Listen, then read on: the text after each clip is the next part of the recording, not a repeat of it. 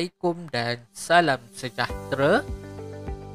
Apa khabar murid-murid sekalian? Cikgu harap murid-murid dalam keadaan sihat dan sejahtera.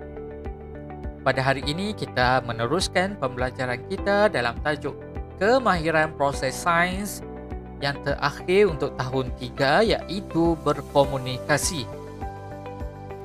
Apakah itu berkomunikasi?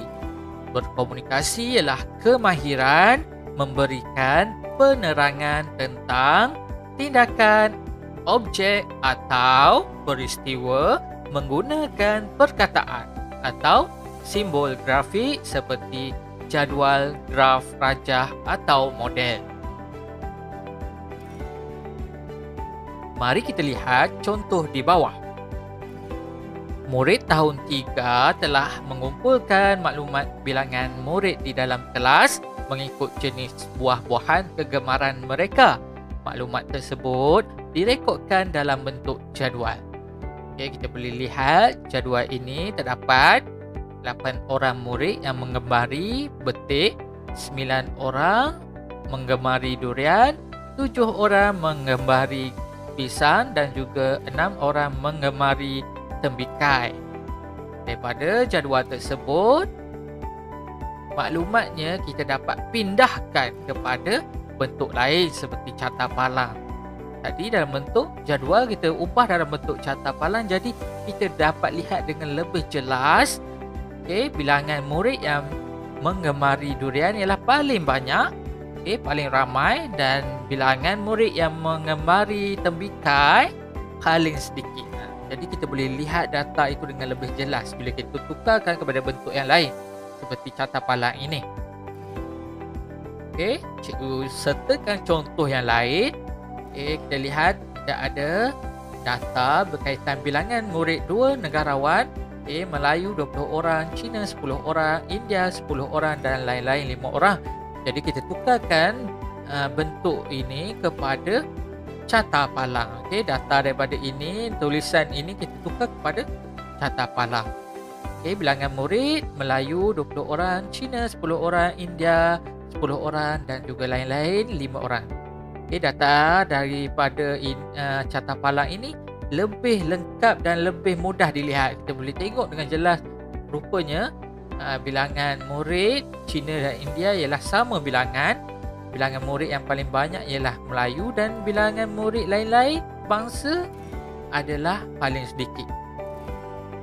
Contoh kedua, ini pula cikgu ada satu gambar ikan. Cikgu tukarkan kepada bentuk tulisan. Cikgu tulis ini ikan kerapu.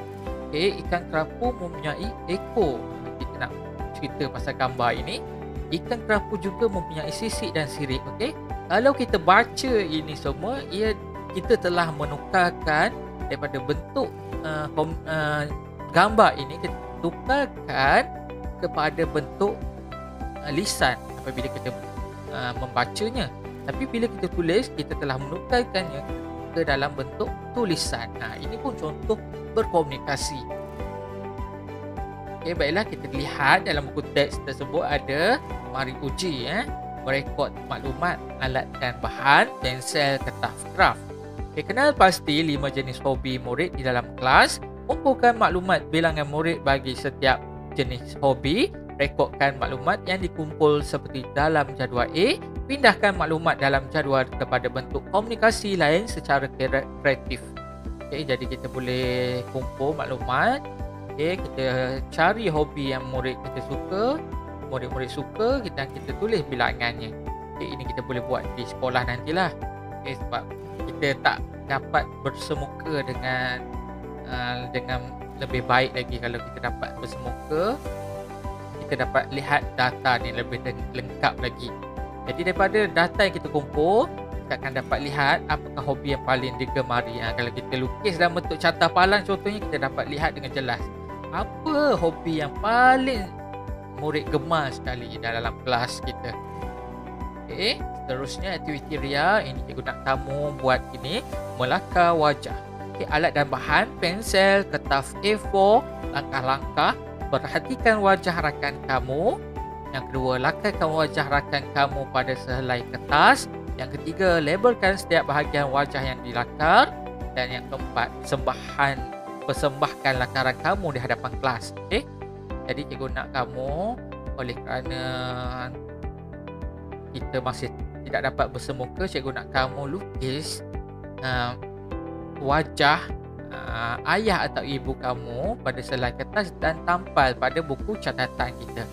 Okey, ini kamu buat nanti, tulis tajuk dan tajuk dia, aktiviti dia melakar wajah.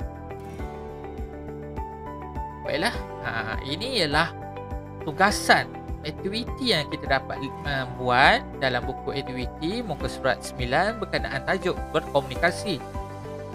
Okey, apa aktiviti dia?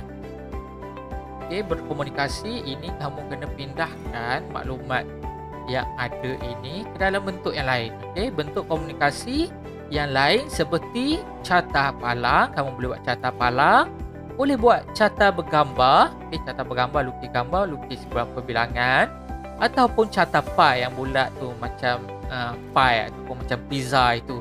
Okey, itu carta pie. Jadi setakat itu saja kelas kita pada hari ini. Terima kasih bagi murid yang telah menonton. Sila komen nama, kelas dan nama sekolah anda di bawah. Sekian, terima kasih. Jika telah selesai menonton, sila komen nama dan kelas anda di bawah.